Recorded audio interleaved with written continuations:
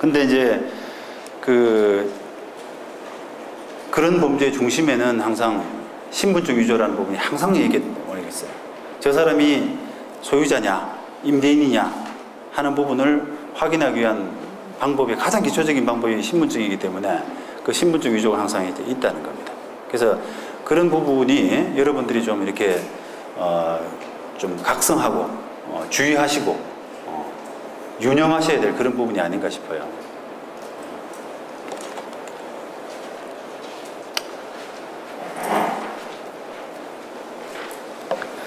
자, 그러면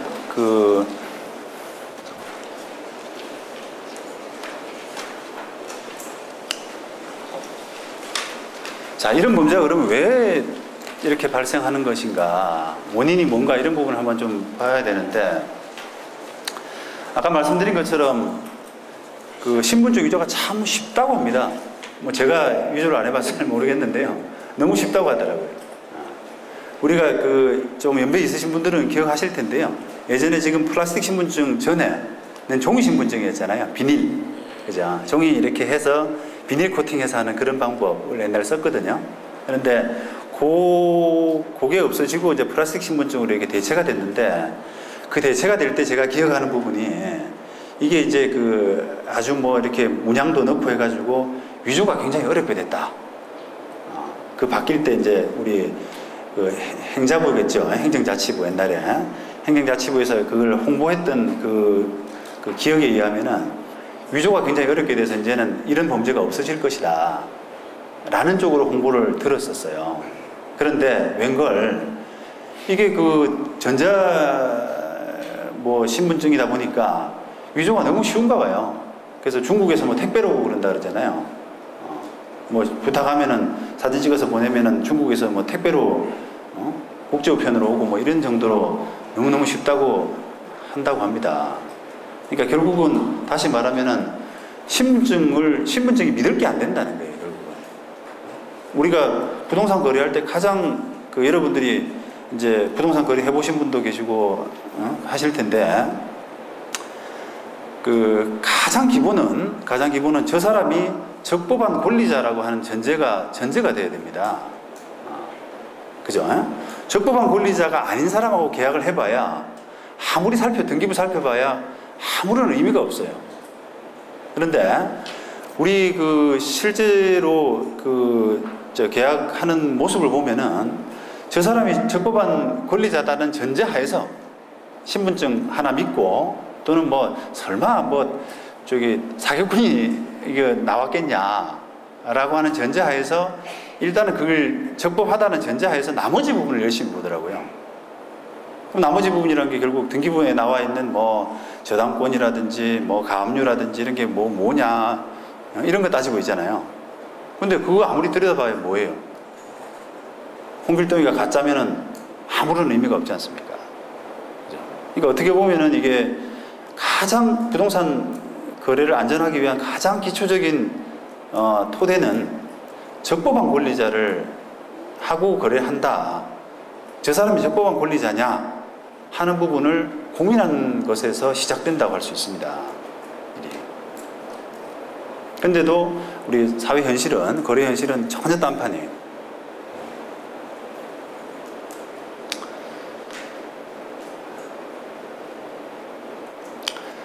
특히나 여러분들도 뭐 경험 있으시겠습니다만, 임대차 할 때요. 임대차 할 때 너무 쉽게 생각하세요. 너무. 우리가 임대차 할 때 뭐 주의해야 됩니까? 라고 하면은 주민등록하고 확정일자 받는다.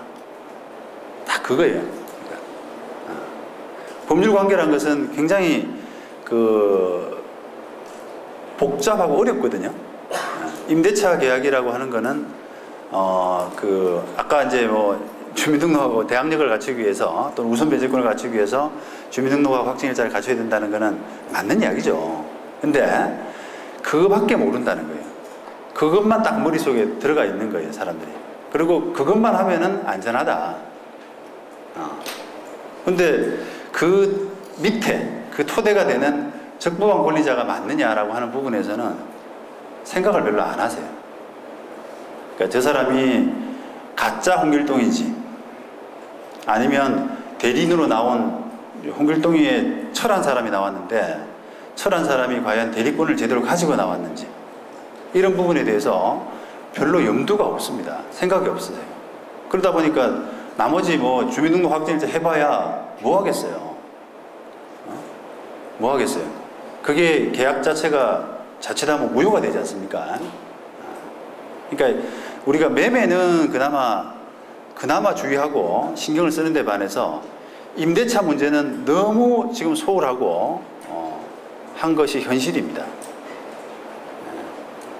그래서 그런 지금 우리가 의식들이 어떤 현실이기 때문에 그래서 그런지 제가 실무적으로 피부로 느낄 때도 거의 임대차 사기하고 매매 사기 이런 비중을 따져보면은 임대차 사기가 한 거의 70~80% 이상은 되더라고요.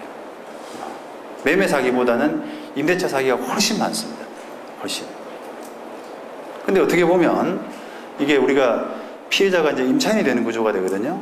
임차인이 피해자가 된다는 것은 굉장히 사회적인 약자가 피해자가 된다는 거예요.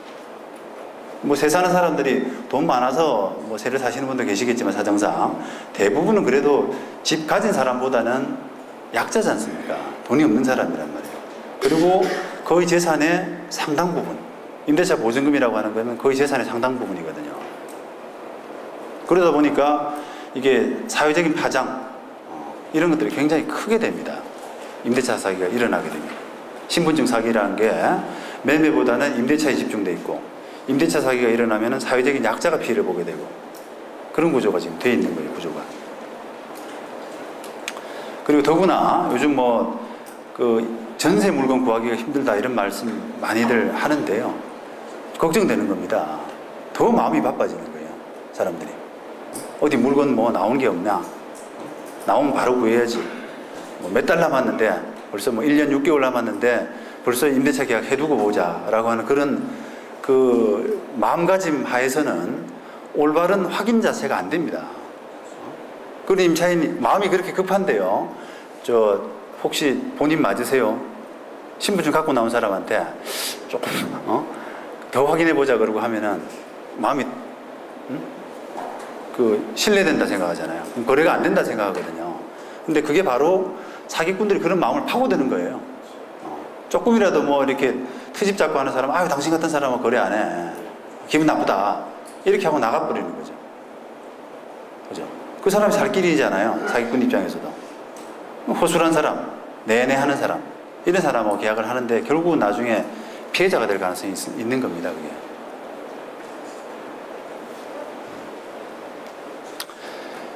자, 그 다음에 이제 이런 범죄 발생의 원인 중에 하나가 이 중개업소의 좀 무성의한 업무 처리 이런 부분들도 꼽을 수가 있습니다. 꼽을 수가 있어요.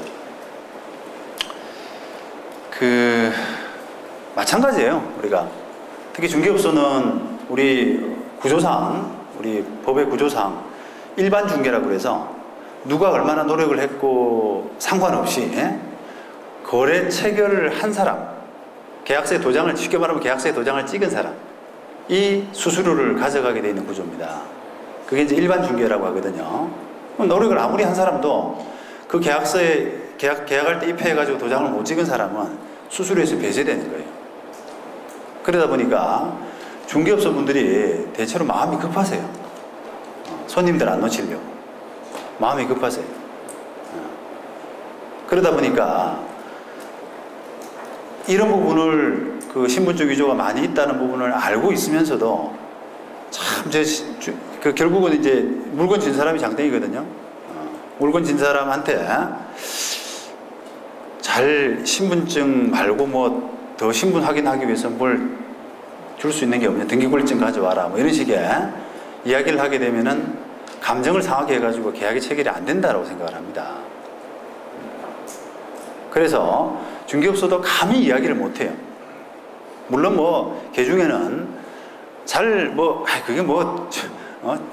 그게 설마 일어나겠냐라고 해서 아예 안 부시는 분도 계시고요. 별도로 이제 해야겠다라는 생각 자체를 안 하시는 분들도 계시긴 한데 대부분은 그래도 알고 계세요. 왜냐하면 그 업을 하고 많은 언론 보도가 수십 년간 지금 계속되어 왔기 때문에 그걸 모른다고 하는 것은 그건 너무 뭐 태만한 일이고 대부분 알고 계시는데 그거 이야기 하기 시작하게 되면은 이게 계약이 체결 안 될 가능성이 많다는 부분을 피부로 알고 있는 분들입니다. 그분들이.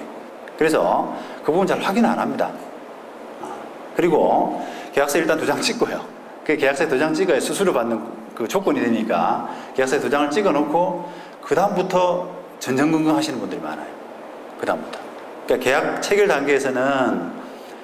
단계에서는 만약에 임대차 보증금이 3억이다라고 하면 3천만 원만 건너가게 되죠, 보통. 그리고 나머지 2억 7천은 이제 일정 기간 한 달 뒤에 이렇게 건너가게 되지 않습니까? 그러면 그 계약 체결하고 나서 잔금 치를 때 그 사이에 촉각을 세우고 보시는 분들이 대부분이에요. 그래서 잔금 치를 때 이제 뭐 등기권리증을 가져오게 한다든지 그때는 등기권리증이라는 게 자연스럽게 가져오게 되잖아요. 왜냐하면 등기를 해야 돼. 이전 등기를 해야 되기 때문에. 죄송합니다. 매매할 때는 자연스럽게 가져오게 되는데 임대차 할 때는 가져오질 않지 않습니까? 임대차 할 때는 등기권리증이 사실은 등기가 필요 없기 때문에 필요가 없거든요. 그러다 보니까 이게 매매할 때는 자연스럽게 그나마 등기권리증이라는 것을 가져와서 확인하고 이렇게 뭐 돈을 건네줄 수 있지만 임대차 계약에서는 그나마 그것도 안 되잖아요. 그러다 보니까 중개업소가 이제 다 이제 업소마다 정도의 차이는 있습니다만 기본적으로 계약할 때 그거를 못 보는 구조. 그 다음에 잔금 치를 때까지도 이게 전전긍긍하거나 안 그러면 신경을 안 쓰는 구조. 이런 부분들이 이렇게 어떤 관행 비슷한 이런 부분들이 있어요. 그러니까 법적으로 볼 때는 매우 이렇게 확인 뭐 의무라 그럴까요?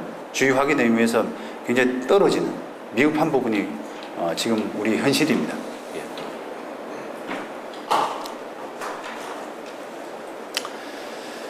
그리고 그런 이제 문제에다가 중개업소 분들이 이제 잘못 알고 계신 것 중에 이제 어떤 서류 확인하면 뭐 된다. 예를 들면 뭐 이제 제가 강의를 인터넷으로 한번 들어봤는데 중개업소에 대한 교육 강의더라고요. 중개업소 분들을 이렇게 불러가지고 이렇게 하면 이제 중개 사고가 없다 이렇게 강의하는 뭐 그런 그 강사분이었는데 뭐 예를 들어서 이제 우리가 그 상대방 홍길동이냐, 제가 홍길동이냐라는 걸 확인하는 것을 신분증에만 의존해서는 안 된다. 이거는 뭐 맞는 이야기인데, 그럼 뭘 더 가지고 확인하느냐? 등기권리증, 그죠? 등기권리증. 그 다음에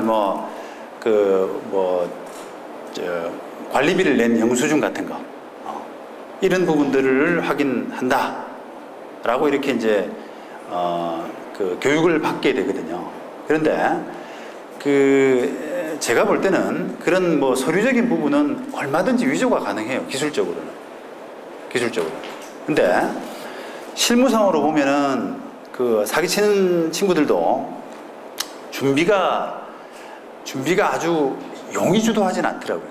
그러니까 달랑 신분증 하나 위조해서 오는 경우가 참 많아요. 왜냐하면 거래 관행 자체가 그냥 신분증 보면은 그냥 소유자다 이렇게 생각하기 때문에 더 이상 요구를 안 하기 때문에 그렇기도 하고요.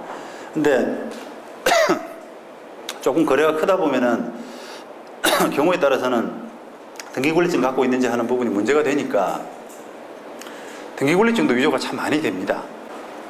결국은 그 서류에 좀 연연하지 마시고요. 서류에 연연하지 마시고 좀 전반적으로 다 살펴봐야 돼요. 그러니까 결국은 우리가 이제 그 신분증 가지고 나온 사람 또는 등기권리증 가지고 나온 사람이 과연 소유자가 틀림없느냐라고 하는 의심을 가지시고 이제 뭐 예를 들어서 이제 아파트다라고 하면은 아파트에 뭐 그런 게 있잖아요. 이웃 간에 뭐 옆집을 가서 이번에 내가 이사 올 사람인데 뭐 이렇게 해서 결국은 인사하는 그 차원에서 인사하는 척에서 이제 찾아가지만 실제로는 자기가 거래하는 그 집주인이 인상착의라든지 이런 부분들을 물어보러 가는 거죠. 관리사무소 인사하고 관리 아저씨하고 인사하고 이런 것들이 이제 그 하나의 좀 꼭 필요한 부분이 아닌가. 꼭 필요한 부분이 아닌가. 그러니까 서류적인 부분은 대부분 다 위조가 가능합니다. 아니면은 그렇게 뭐 이 부동산 거래가 한두 푼 하는 거라면은 사실은 뭐 좀 한번 속아도 되고 하는데, 이게 자칫하면은 완전 그 꼬꾸라질 수 있는 그런 상태가 되거든요. 그러다 보니까 좀 아무리 그 주의해도 지나치지 않은 것이 이런 신분 확인의 문제가 아닌가라는 생각이 듭니다. 그러니까 딱 뭐 저도 이제 답답한 것은 어떤 부분을 확인하시면 됩니다라고 하는 그런 답을 드릴 수 없기 때문에 뭐 답답한 부분이 있는데요. 요모조모, 그러니까 요모조모 구석구석 이런 확인의 자세가 필요하다. 그 정도로 뭐 결론을 내려야 될 것 같습니다.